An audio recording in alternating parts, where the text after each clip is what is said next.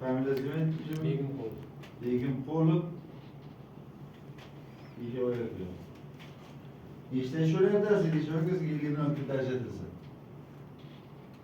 Çorbaçılık yöneliş yani kim mi iş bilen tanımaz, oila azorlar. Kim mesela? Farzandizmi, ayolizmi? Ayolum. Ben sizge maaş tadbirkorlik, çorbaçılık rivojlantirish uchun ilgili o'zi ko'zlatilsa, bitta ish yo'lini yaratasiz. 50 million so'm. Sizga nima masala edi? Bizga ham shu masala. Chorvami?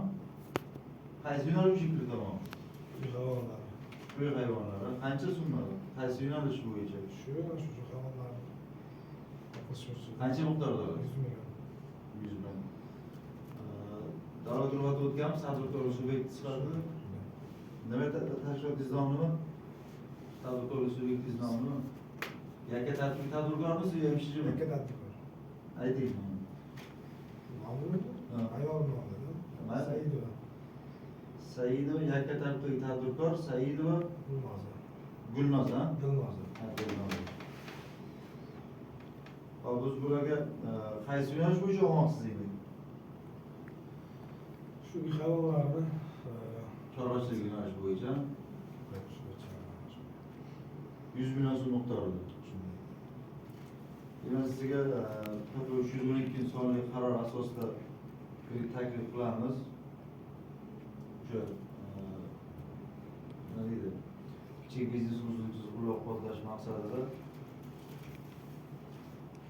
100 million so'mgacha garov miqdorida beramiz. Garov ta'minoti bilan 300 million so'mgacha beramiz. Yillik 22% miqdorida. 7 yil muddatda kredit bilan. Chorvachilik yo'nalishi bo'yicha siz mana sizni shu loyihani moliyalashtirgan taqdirda siz nechta ish o'rni yaratasiz? 3 ta ish o'rni. 3 ta ish o'rni yaratasiz.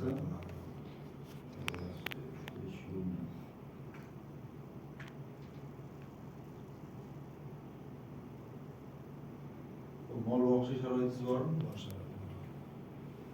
Alohida molxona uyda boqasiz, qayerda? Alohida molxonasi Uyda. Hovlida. Borda. Siz masalangiz nima aka? Siz nima masalangiz? Bizga ham shu kredit 50 million. Kreditmi? Qaysi kredit yo'nalishi bo'yicha olmoq? Chorvachilik. Ya boshqa ishlab chiqarish ham qilaydi. Endi hamma faqat chorva bo'lib ketsa, tadbirkorlik qolgan turlari ham bor-ku, ishlab chiqarish bor, xizmat ko'rsatish bor.